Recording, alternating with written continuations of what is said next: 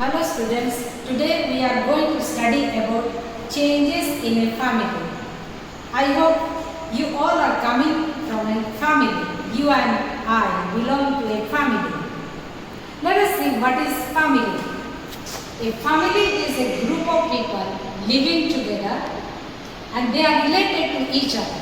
Like you have grandparents, parents, your brothers and sisters. They all live together under one shed, means they live in a family. They live in a family, share the food and the responsibilities of the house. Now family also teaches us values, good manners. We learn from our parents and our elders.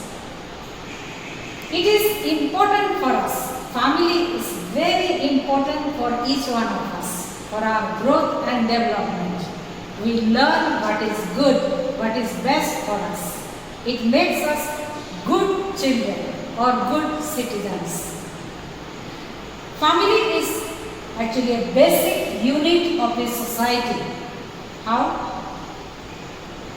Many families together constitute a society.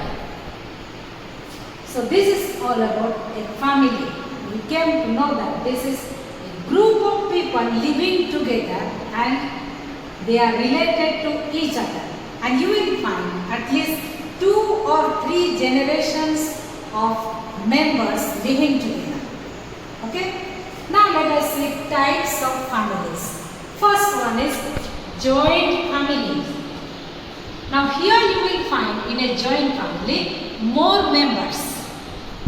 Like your grandparents, parents, your uncle, aunts, your brothers and sisters.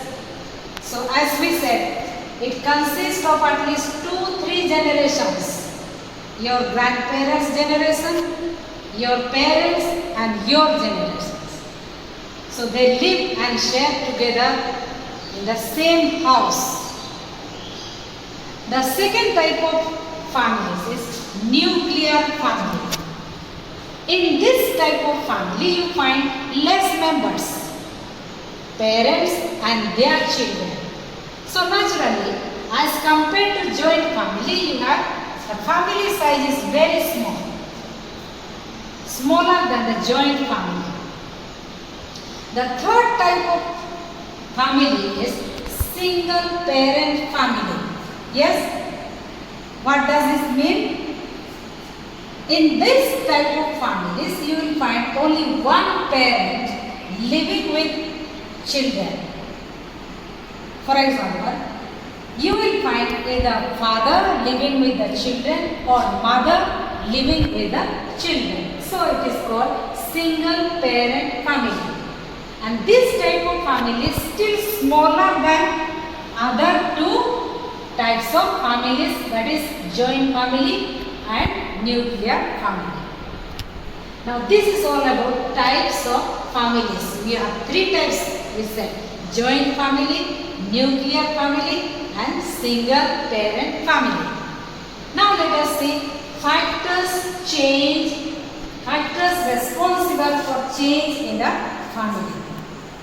The first one is arrival of a newborn baby or arrival of a new member in the family. When a child is born, a new member is added to the family. Yes? And naturally the family rejoices. They celebrate. They are happy to welcome the newborn baby in their family. So this is how, with the arrival of newborn baby, the family size becomes big. Next factor that is responsible for bringing change in the family is marriage. Now, this factor increases as well as decreases the family size. How? When your brother or uncle gets married, you bring your auntie or sister-in-law from another family. A new member is added to your family. So naturally it increases the size of the family. How does it decreases? Now when your aunt or your sister gets married, to another house. So naturally she goes out of your family and she joins other family. Now in your family, the size has become small. Now it is not only the size of the family increases or decreases. Due to marriage, the two families come in contact with each other. Two different families come in contact. So they have exchange of culture, values, habits. They learn to adjust. So two different families come together. Naturally, they have a lot of scope to learn from each other. Therefore, changes takes place in that family. Now, third factor is job transfer. What is job transfer?